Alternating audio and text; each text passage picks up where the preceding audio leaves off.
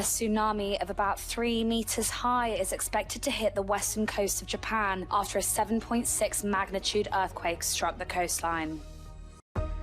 Ukrainian President Volodymyr Zelensky has vowed in his New Year's address to wreak wrath against Russian forces in 2024. Israeli strikes in central Gaza have killed at least 35 people, adding to more than 28,000 already dead or missing.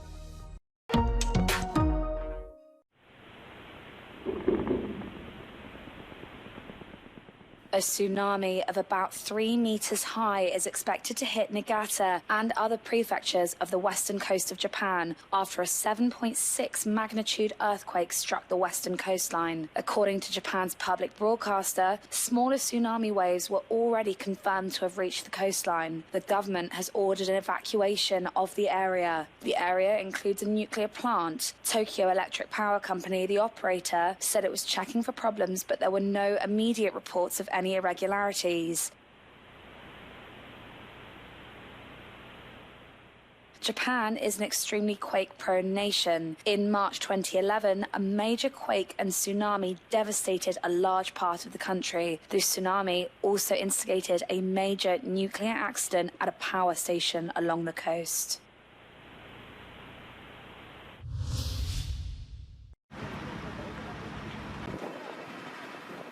Ukrainian President Volodymyr Zelensky has vowed in his New Year's address to wreak wrath against Russian forces in 2024. His message came less than 72 hours after Moscow launched a barrage of missiles and drones at Ukrainian cities, killing 39 people in one of the biggest aerial attacks since the war began. With the war now entering its third calendar year, Zelensky said he would increase defense sector production whilst urging his Western allies to keep up support.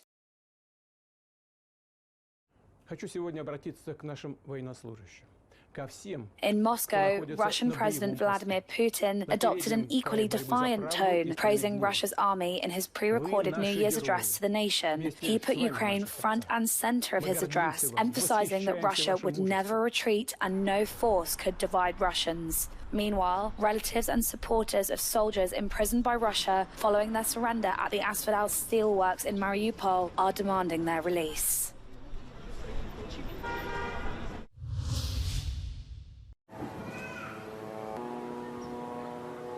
Israeli strikes in central Gaza killed at least 35 people on Sunday, adding to the more than 28,000 dead or missing as fighting raged on across the tiny enclave. Israel's prime minister has said the war will continue until all the hostages are released and Hamas is dismantled. According to aid agencies, more than 1.4 million people in Gaza are now being forced to shelter in UN facilities, but many, many more are sleeping outside.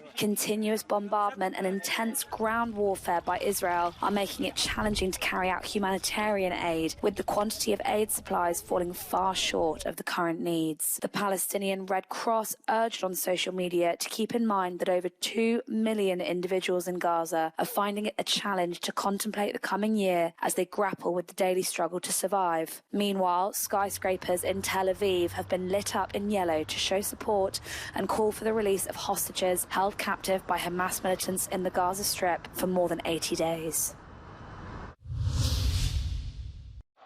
The chimes of Big Ben, the traditional way Londoners ring in the New Year celebrations. A fireworks display across the River Thames was watched by thousands, and the theme of this year's display, like previous ones, seemed to be of inclusivity. All across Europe, people have gathered at iconic landmarks to mark the start of 2024. In Berlin, bright colours illuminated the sky as fireworks erupted over the Brandenburg Gate.